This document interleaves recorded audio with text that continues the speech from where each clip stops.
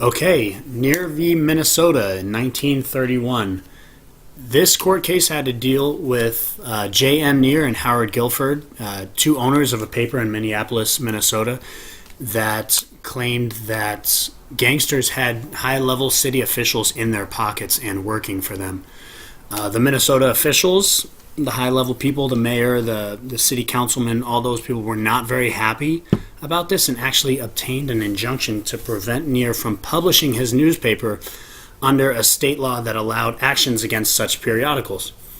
Now, this state law provided that any person engaged in regularly publishing or circulating obscene, lewd, lascivious, malicious, scandalous, and defamatory newspapers or periodicals was guilty of a nuisance, and that the government was able to stop them from circulating such newspapers.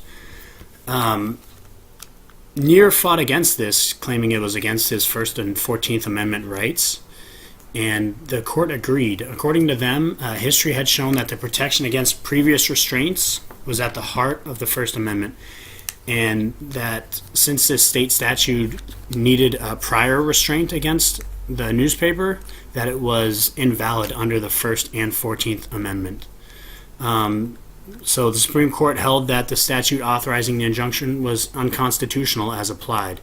Now, the ruling that came off this was, in principle, that with some narrow exceptions, the government could not censor or otherwise prohibit a publication in advance, even though the communication might be punishable after publication in criminal or other proceedings.